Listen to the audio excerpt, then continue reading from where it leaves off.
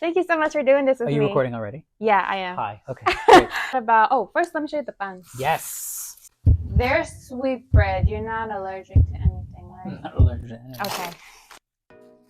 These two conchas you may have seen. So I Great. got vanilla Okay. and chocolate. Okay. Feel free to go for what your heart desires. You go first. My general idea was like, since this is for like first gens. Sure. And people coming into law school. Yeah. I was thinking that maybe we can talk about common misconceptions about law school. Like, for example, one being like the dress code. When I got accepted to Elon Law, I don't know how, but I came in with the expectation that like we had to dress professionally, kind of like how I am today, like every day. And so I was high-key stressing about that because I didn't have professional clothes. And I was like, dang, like I got to go shop and like. Let's start with the clothes. Here's the thing. I had a classmate when I was in law school who wore a suit every day. And he had worked before law school and had to wear a suit every day, and he just felt really comfortable in a suit. I also had a classmate who had been a police officer for a very long time before coming to law school, and he was so excited to not have to wear like a uniform every day. I think the best advice I always have for students when they're thinking about what do I wear day to day, and my answer is dictated by who you may bump into. And so the reality of a law school is that if we're doing our job right, there's going to be lawyers in the building, there's going to be judges in the building, there might be a politician in the building, there might be some sort of civic leader in the building. And so you want to wear something where you wouldn't feel embarrassed, with that person. But, short of that, I think you are just comfortable, right? And a lot of it is, yes, we're training you to be professionals, but like it's not the case that lawyers wear suits all the time. And you want to make sure that if you were in an elevator with a judge that you don't suddenly feel self-conscious. But beyond that, I think it's important that you're just ready to do your work. I think Elon does a good job of letting us know when important people are coming. Yeah. Like, for example, last year we had like a full women's judge panel. And I remember getting like blast emails saying like, if you want to attend, like come dressed like to impress, like you said. Totally. That's not, doesn't mean you're not wearing a t-shirt or whatever it is. Ripped jeans are okay? Yeah. I mean, I think. Because I wear ripped jeans. But I think it's the culture we live in, right? Which is, Yeah, but like no crop tops. Like, right? I mean, I would advise against it. I don't even know if we have like a formal dress code, do we? No, I don't think we do, but I know that some like just graduate schools, I think that's where I got it from. It's like graduate schools, I don't know, carry the like expectation. I mean, I would tweak it a little bit because we're a professional school, right? So it's not just that you're all postgraduate. It's that we are kind of launching you into a profession, and that means something. But like when I went to law school, there was a lot of pressure. They were really fixated on nose rings at the time. So I graduated in 2004. And I remember our career services office talking a lot about nose rings and like, you don't want to have a nose ring. And I actually think today nose rings aren't as much of a thing for most people as they were maybe back then. Depends how old school the person is. Of course, I mean, and context matters and where you are and geography and all of these things. And, but I think that these days people probably don't notice that as much as they may have noticed that. I mean, professional clothing is new for a lot of people. Yeah, and I didn't feel comfortable, and that's why I was you should ask. Yeah, I mean, I think the more people you talk to about like where do you get it? Where do you get it affordably? How it's supposed to fit? Course. There you go. This is brought to you by JC Petty. So, but like just finding out where you can do that is really important. You want to just watch us eat? Do a mukbang. Wait, can you tell them what practice you did? So I took a very strange path here, and I graduated from the University of Illinois College of Law in 2004, and then I started teaching in 2004. I did, and so and I've been teaching since then. And so I went from a third-year law student to to being a law professor. I did what's called a visiting assistant professorship at UCLA. I was there for 2 years, and then I ended up at the University of Arkansas Little Rock in a tenure track position, and then I moved to Penn State.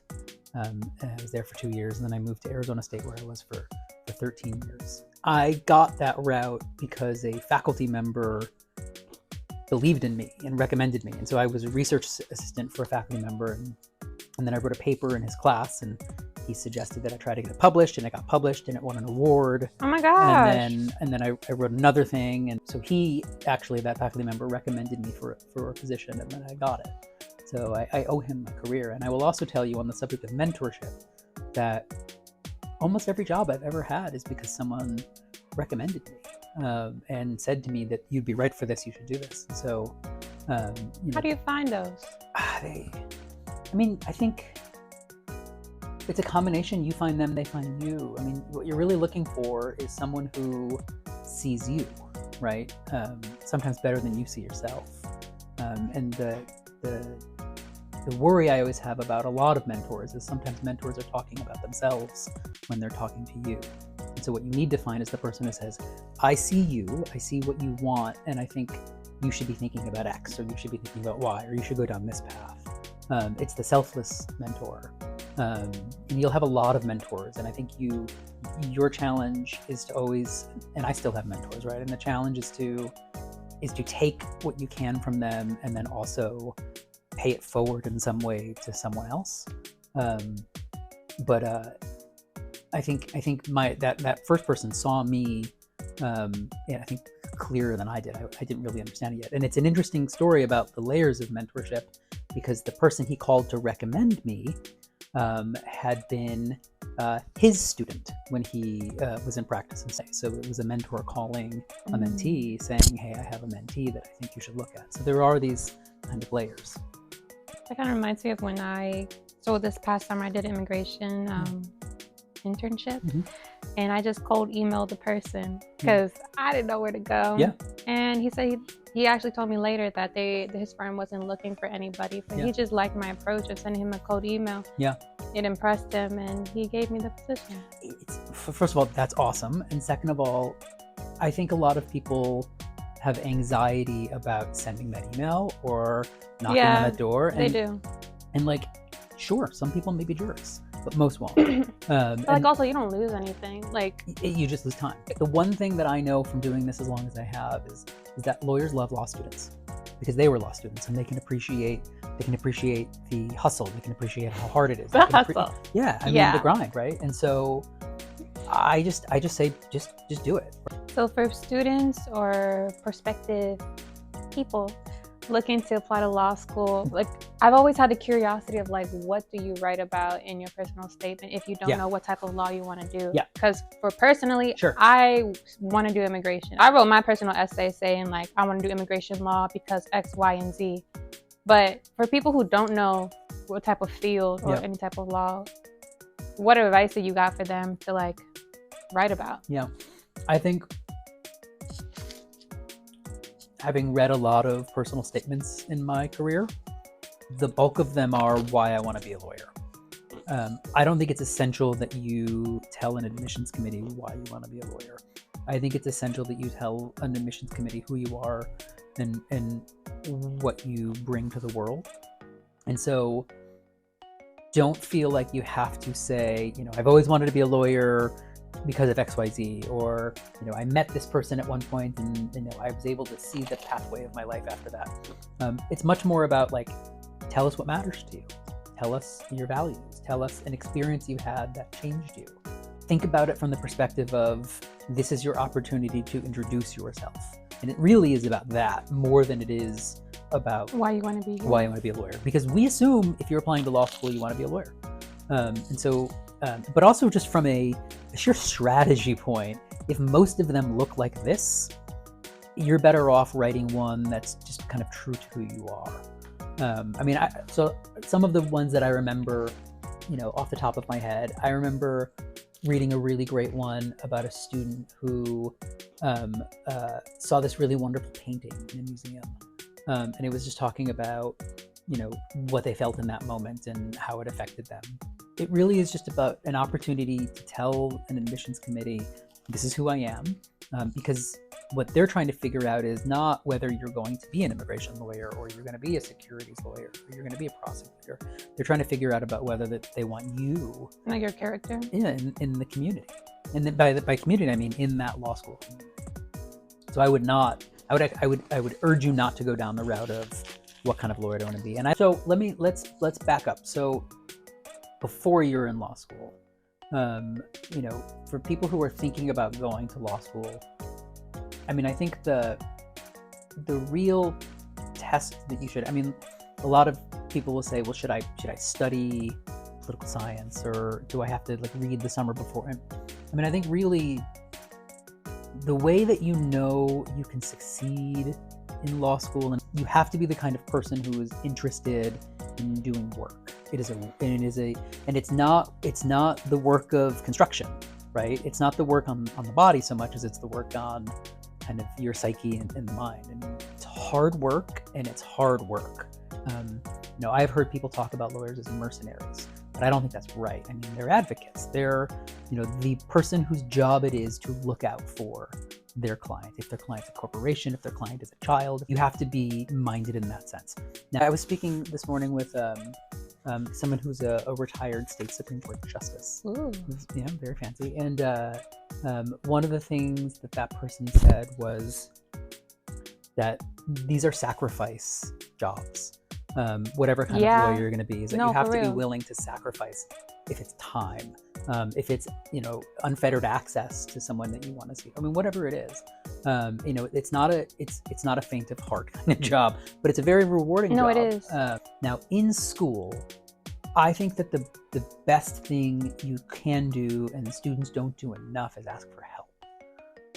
I think they suffer in silence. I think students they come to office hours and they apologize, right? That's literally why we're here. And it's about asking questions. It's about kind of, checking, your work. It's about making sure that you are understanding stuff. Realistically, what we find when students struggle, there's sometimes they struggle with the material, sometimes they struggle with what's going on in their life. But oftentimes they don't alert us till it's too late. And so, I think that asking early and often is a good thing. You had a reaction. I didn't understand. What was the reaction? The suffering in silence. I do. I think a lot of students hit a nerve. Yeah. I mean, I think this is a community. This is a profession. And there's no such thing as a solitary lawyer. It just doesn't exist, right? Even if you have a solo practice, it's a people gig. And you want people to support you. Law school's hard. You have a bad day. You want your people around you who understand what's going on.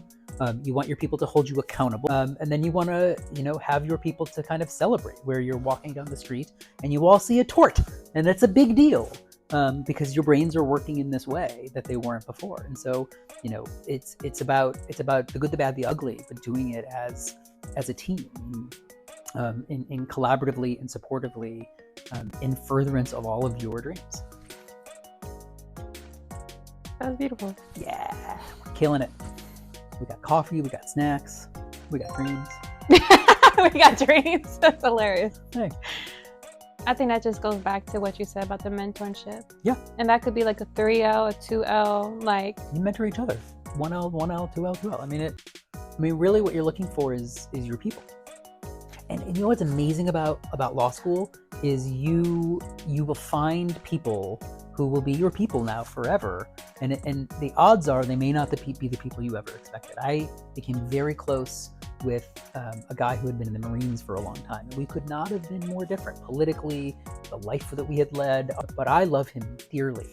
And that's in large part because we relied on each other. So finding your community in law school. Yeah. That's Totally. how you can thrive. I hope so. And not suffer in silence. Yeah. I mean, ideally don't suffer, but Stop. We're going to suffer, but it really is, this is school, right? And the whole point of school is to teach, and the best way to teach is to be engaged with each other. Thank you. Thank you. thank you, Dean Kramer, for being on this show Thanks with for me. having me. What's the name of the show? I don't think There is no show. Gotta come up with a name. Well, let me think. I'll just say thank you for talking with me. Thank you for talking with me with the show. So we'll tell you that I don't do it anymore, but I went 3 for 3 in getting people out of tickets. I did. For what? Parking tickets? One was a parking ticket. One was a driving without your lights on. I was particularly proud of that one. And then another one was a speeding ticket.